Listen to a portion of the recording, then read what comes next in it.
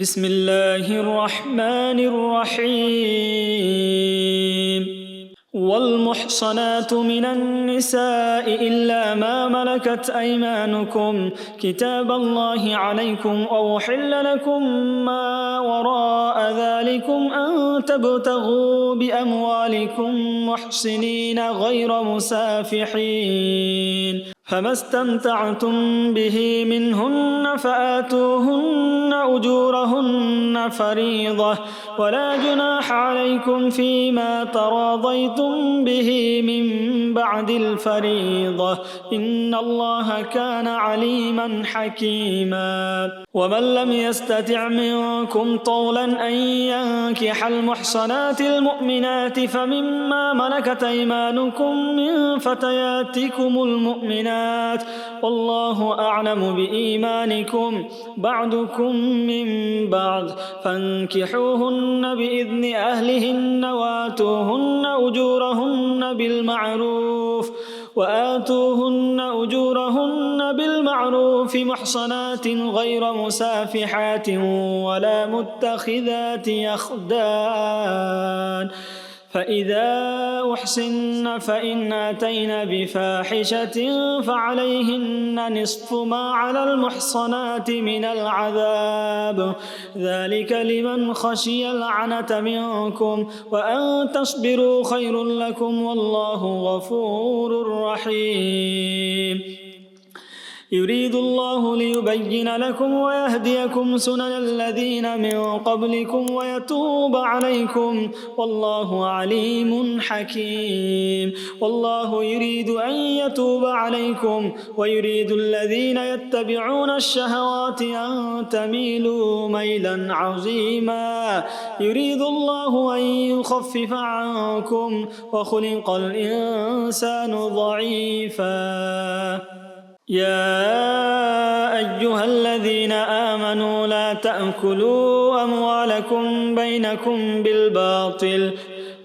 تأكلوا أموالكم بينكم بالباطل إلا أن تكون تجارة عن تراض منكم ولا تقتلوا أنفسكم إن الله كان بكم رحيما ومن يفعل ذلك عدوانا وظلما فسوف نصليه نارا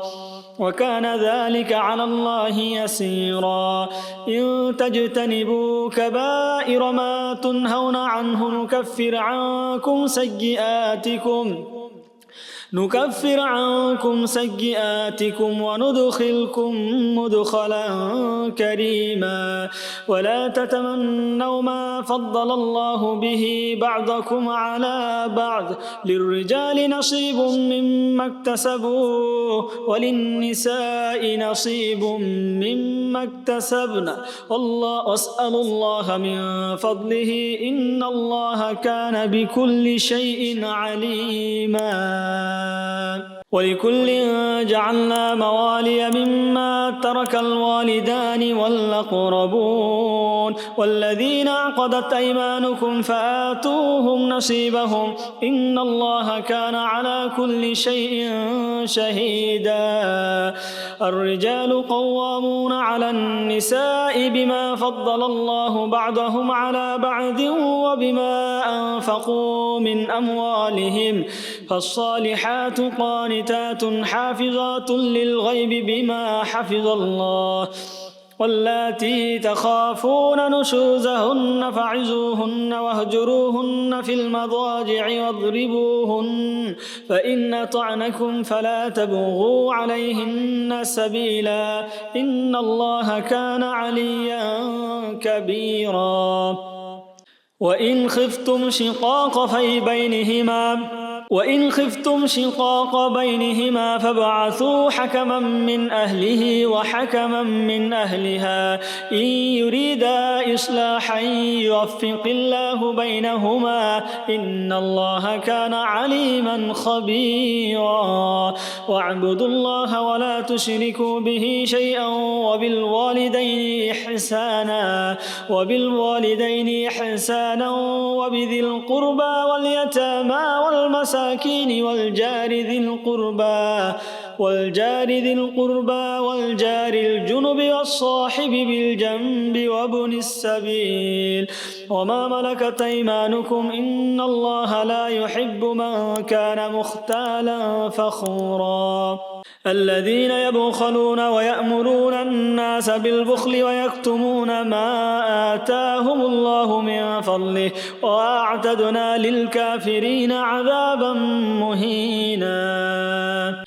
وأعتدنا للكافرين عذابا مهينا والذين ينفقون أموالهم رئاء الناس ولا يؤمنون بالله ولا باليوم الآخر ومن يكن الشيطان له قرينا فساء قرينا وماذا عليهم لو آمنوا بالله واليوم الآخر وأنفقوا مما رزقهم الله وكان الله بهم عليما إن الله لا يظلم مثقال ذرة وإن تك حسنة يضاعفها ويؤت من لدنه أجرا عظيما فكيف إذا جئنا من كل أمة بشهيد وجئنا بك على هؤلاء شهيدا يومئذ يود الذين كفروا وعصوا الرسول لو تسوى بهم الأرض ولا يكتمون الله حديثا يا أيها الذين آمنوا لا تقربوا الصلاة وأنتم سكارى حتى تعلموا ما تقولون ولا جنبا إلا عابري سبيل حتى تغتسلوا وإن كنتم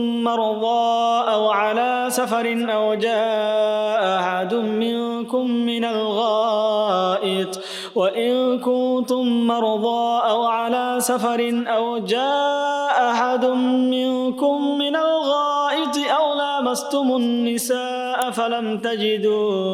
أفلم تجدوا ماء فتيمموا صعيدا طيبا فامسحوا بوجوهكم وأيديكم إن الله كان عفوا غفورا ألم تر إلى الذين أوتوا نصيبا من الكتاب ويشترون الضلالة ويريدون أن تضلوا السبيل والله أعلم بأعدائكم وكفى بالله وليا وكفى بالله نصيرا من الذين هادوا يحرفون الكلم عن مواضعه ويقولون سمعنا وعصينا واسمع غير مسمع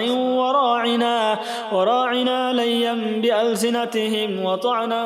في الدين ولو أنهم قالوا سمعنا وأطعنا واسمع وانظرنا لكان خيرا لهم وأقوم ولكن لعنهم الله بكفرهم فلا يؤمنون إلا قليلا يا أيها الذين أوتوا الكتاب آمنوا بما نزلنا مصدقا لما معكم من قبل أن نطمس وجوها فنردها على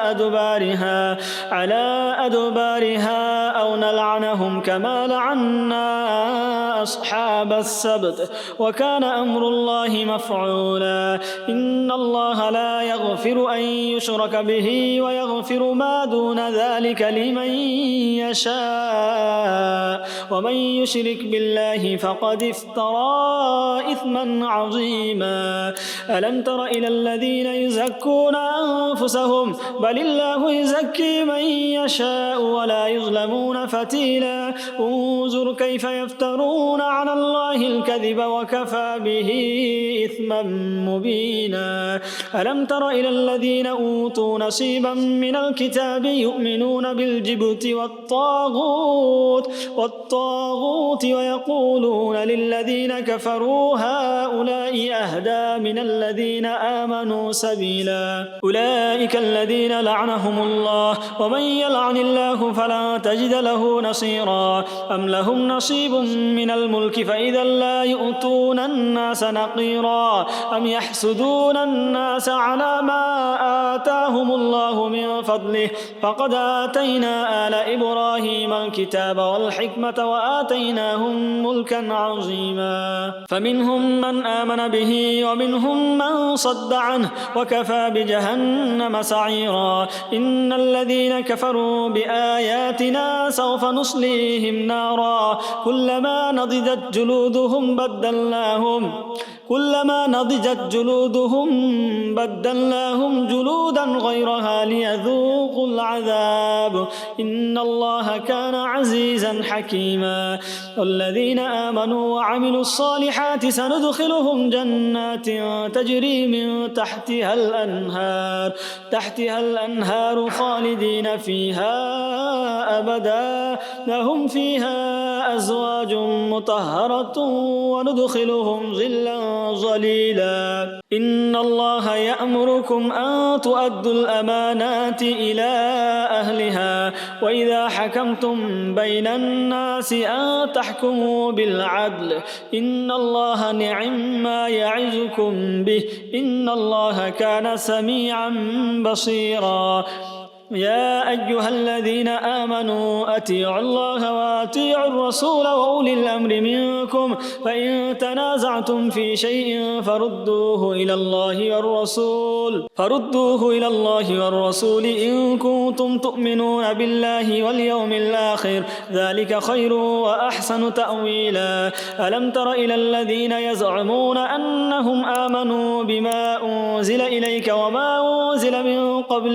وما أنزل من قبلك يريدون أن يتحاكموا إلى الطاغوت وقد أمروا أن يكفروا به ويريد الشيطان أن يضلهم ضلالا بعيدا وإذا قيل لهم تعالوا إلى ما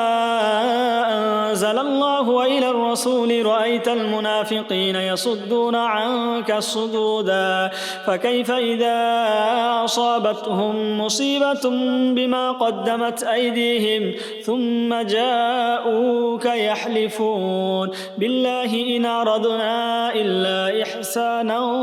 وتوفيقا أولئك الذين يعلم الله ما في قلوبهم فأعرض عنهم وعظهم وقل لهم في أنفسهم قولا بليغا وما أرسلنا من رسول إلا ليطاع بإذن الله ولو أنهم إذ ظلموا أنفسهم جاءوك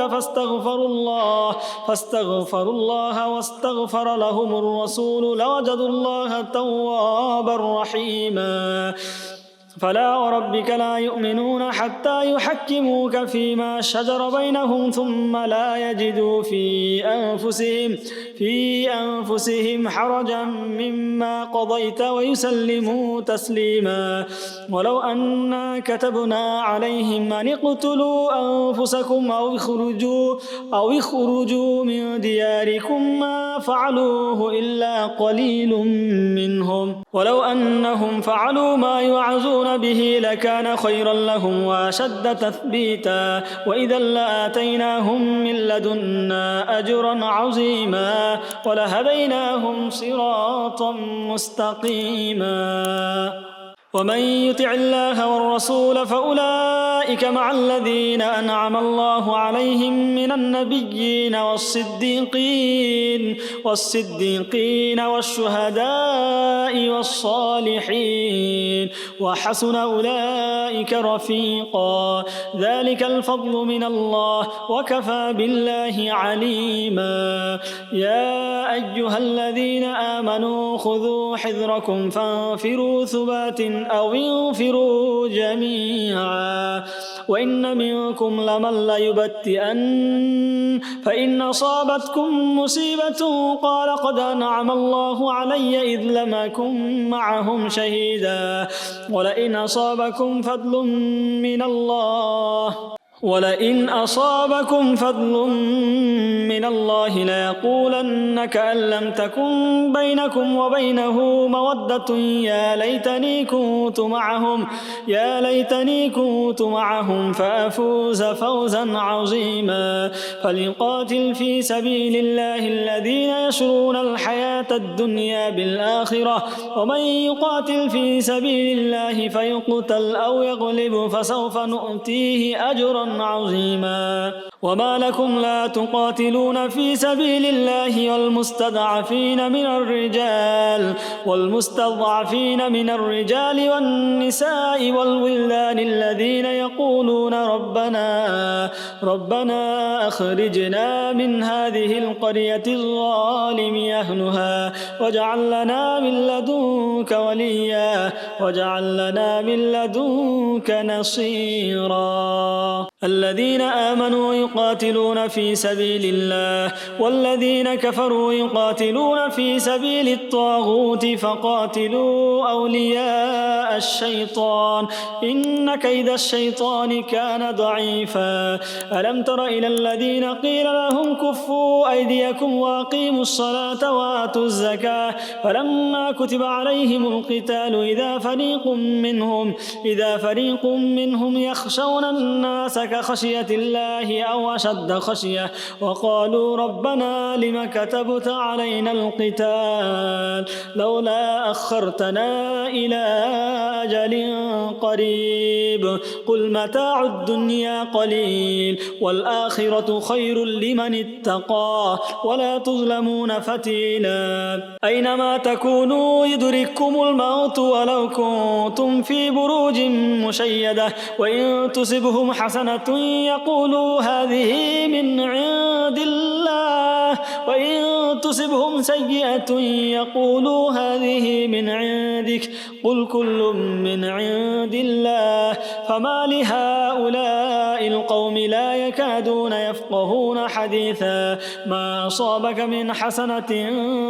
فمن الله وما أصابك من سيئة فمن نفسك وأرسلناك للناس رسولا وكفى بالله شهيدا. من يطع الرسول فقد أطاع الله ومن تولى فما أرسلناك عليهم حفيظا. ويقولون طاعة فإذا برزوا من عندك بيت طائفة منهم غير الذي تقول والله يكتب ما يبيتون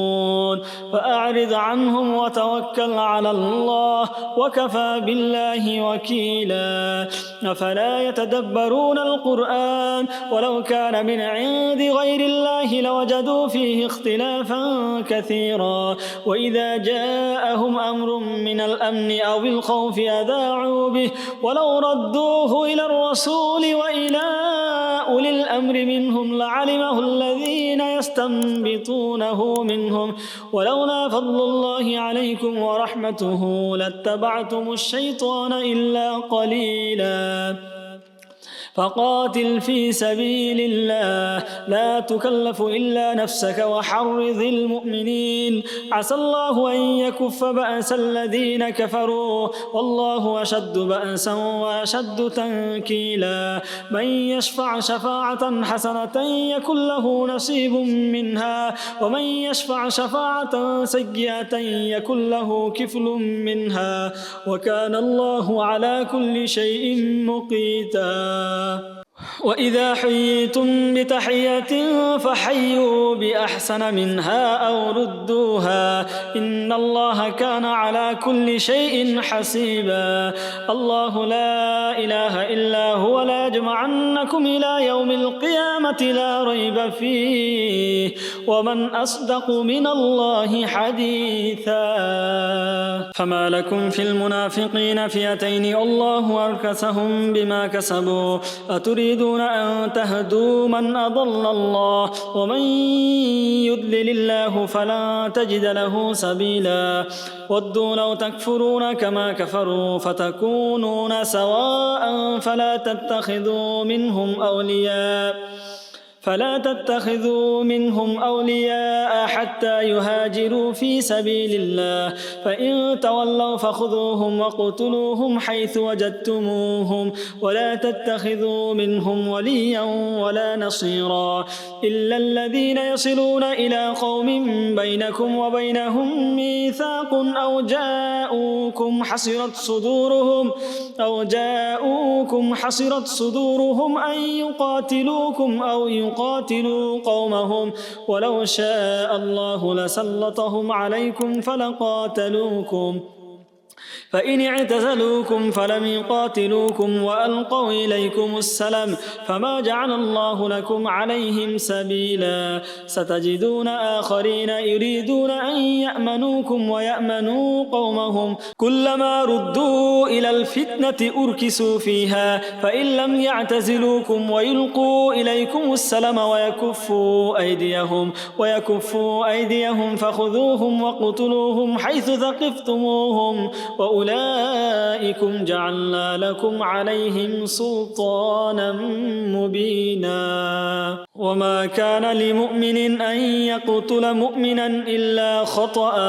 وما كان لمؤمن أن يقتل مؤمنا إلا خطأ ومن قتل مؤمنا خطأ فتحرير رقبة مؤمنة ودية مسلمة إلى أهله إلا أن يصدقوا فإن كان من قوم عدو لكم وهو مؤمن فتحرير رقبة مؤمنة وإن كان من قوم بينكم وبينهم ميثاق فدية مسلمة إلى أهله وتحرير رقبة مؤمنة فمن لم يجد فصيام شهرين متتابعين توبة من الله وكان الله عليما حكيما ومن يقتل مؤمنا متعمدا فجزاؤه جهنم خالدا فيها وغضب الله عليه ولعنه وأعد له عذابا عظيما يا أيها الذين آمنوا إذا ضربتم في سبيل الله فتبينوا ولا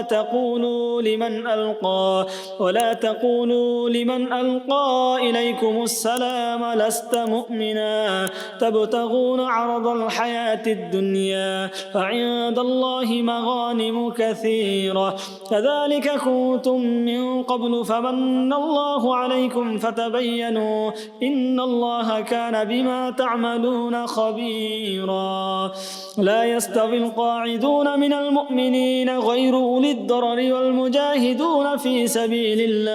والمجاهدون في سبيل الله بأموالهم وأنفسهم فضل الله المجاهدين بأموالهم وأنفسهم على القاعدين درجة وكلا وعد الله الحسنى وفضل الله المجاهدين على القاعدين أجرا عظيما درجات منه ومغفرة ورحمة وكان الله غفورا رحيما إن الذين توفاهم الملائكة ظالمي أنفسهم قالوا فيما كنتم قالوا كنا مستضعفين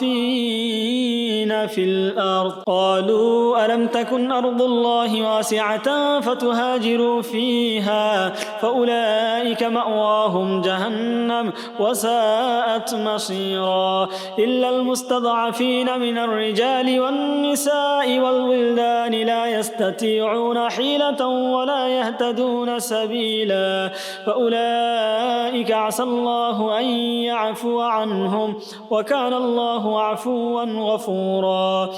ومن يهاجر في سبيل الله يجد في الأرض مراغما كثيرا وسعة ومن يخرج من بيته مهاجرا إلى الله ورسوله ثم يدركه الموت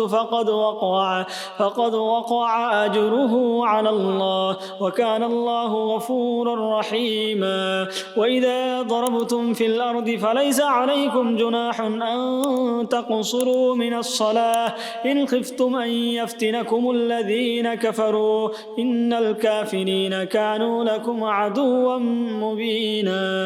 وإذا كنت فيهم فأقمت لهم الصلاة فلتقم طائفة منهم معك وليأخذوا أسلحتهم فإذا سجدوا فليكونوا من ورائكم ولتأت طائفة أخرى لم يصلوا فليصلوا معك وليأخذوا حذرهم وأسلحتهم ود الذين كفروا لو تغفلون عن أسلحتكم وأمتعتكم فيميلون عليكم ميلة واحدة ولا جناح عليكم إن كان بكم أذى من مطر أو كنتم مرضى أن تضعوا أسلحتكم وخذوا حذركم إن الله أعد للكافرين عذابا مهينا فإذا قضيتم الصلاة فاذكروا الله قياما وقعودا وعلى جنوبكم فإذا اطمأننتم فأقيموا الصلاة إن الصلاة كانت على المؤمنين كتابا موقوتا ولا تهنوا في ابتغاء القوم إن تكونوا تألمون فإنهم يألمون كما تألمون وترجون من الله ما لا يرجون وكان الله عليما حكيما إنا أنزلنا إليك الكتاب بالحق لتحكم بين الناس بما أراك الله ولا تكن للخائنين خصيما واستغفر الله إن الله كان غفورا رحيما ولا تجادل عن الذين يختانون أنفسهم إن الله لا يحب من كان خوانا نثيما يستخفون من الناس ولا يستخفون من الله وهو معهم إذ يبيتون ما لا يرضى من القول وكان الله بما يعملون محيطا ها أنتم هؤلاء جادلتم عنهم في الحياة الدنيا فمن يجادل الله عنهم يوم القيامة أم من يكون عليهم وكيلا ومن يعمل سوءا أو يظلم نفسه ثم يستغفر الله يجد الله غفورا رحيما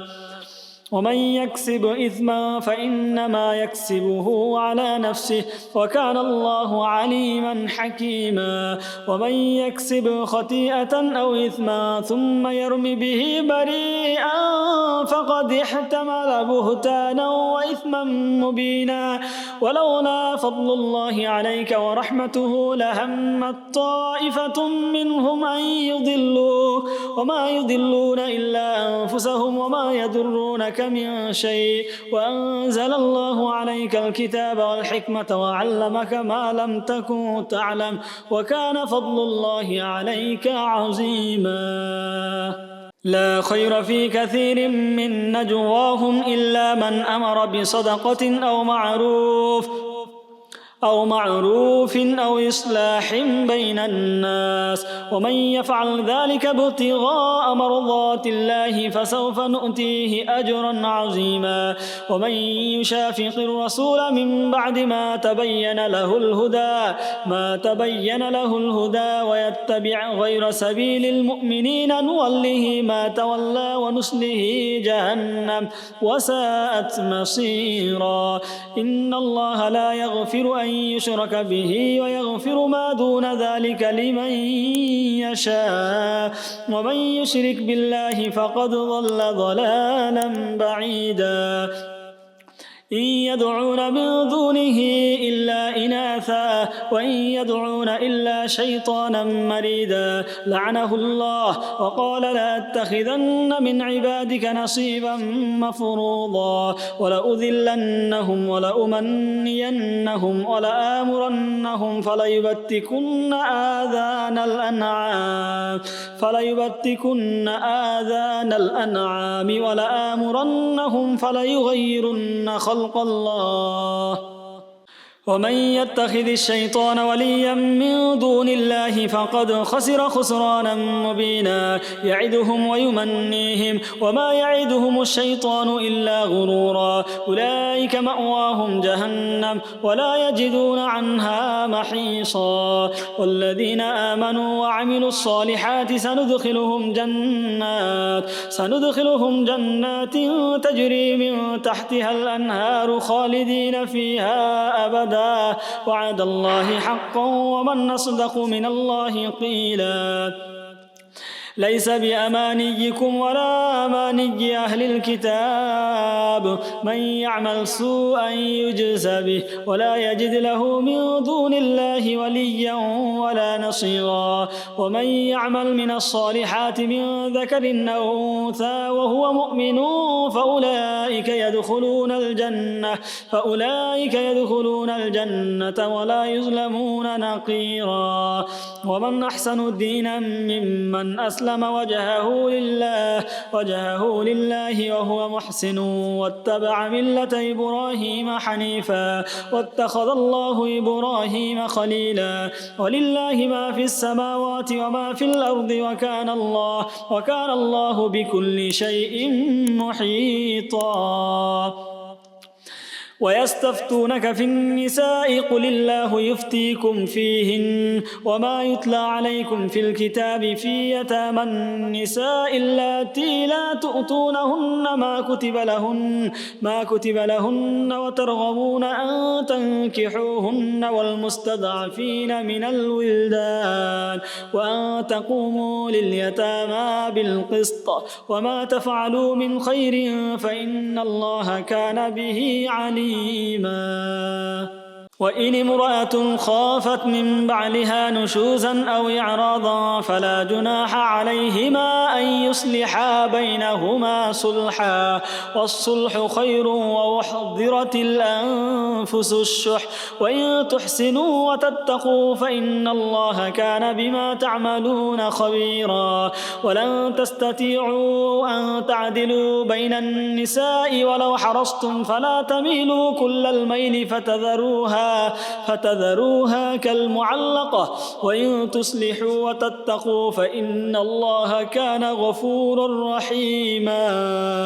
وإن يتفرقا يغن الله كلا من سعته وكان الله واسعا حكيما. ولله ما في السماوات وما في الأرض ولقد وصينا الذين أوتوا الكتاب من قبلكم وإياكم أن اتقوا الله وإن تكفروا فإن لله ما في السماوات وما في الأرض وكان الله غنيا حميدا. ولله ما في السماوات وما في الأرض وكفى بالله وكيلا. إن يشأ يذهبكم أيها الناس ويأتي بآخرين وكان الله على ذلك قديرا. من كان يريد ثواب الدنيا فعند الله ثواب الدنيا والآخرة وكان الله سميعا بصيرا. يا أيها الذين آمنوا كونوا قوامين بالقسط شهداء لله ولو على أنفسكم أو الوالدين والأقربين إن يكن غنيا أو فقيرا فالله أولى بهما فلا تتبعوا الهوى أن تعدلوا وإن تلؤوا أو تعرضوا فإن الله كان بما تعملون خبيرا. يا أيها الذين آمنوا بالله ورسوله آمنوا بالله ورسوله والكتاب الذي نزل على رسوله والكتاب الذي أنزل من قبل ومن يكفر بالله وملائكته وكتبه ورسله واليوم الآخر فقد ضل ضلالا بعيدا. إن الذين آمنوا ثم كفروا ثم آمنوا ثم كفروا ثم ازدادوا كفرا لم يكن الله ليغفر لهم ولا ليهديهم سبيلا. بشر المنافقين بأن لهم عذابا أليما. الذين يتخذون الكافرين أولياء من دون المؤمنين أيبتغون عندهم العزة فإن العزة لله جميعا. وقد نزل عليكم في الكتاب أن إذا سمعتم آيات الله يكفر بها ويستهزأ بها فلا تقعدوا معهم حتى يخوضوا في حديث غيره إنكم إذا مثلهم إن الله جامع المنافقين والكافرين في جهنم جميعا. الذين يتربصون بكم فإن كان لكم فتح من الله قالوا ألم نكن معكم وإن كان للكافرين نصيب قالوا ألم نستحوذ عليكم ونمنعكم من المؤمنين فالله يحكم بينكم يوم القيامة ولن يجعل الله للكافرين على المؤمنين سبيلا إن المنافقين يخادعون الله وهو خادعهم وإذا قاموا إلى الصلاة قاموا كسالى يراءون الناس ولا يذكرون الله إلا قليلا مذبذبين بين ذلك لا إله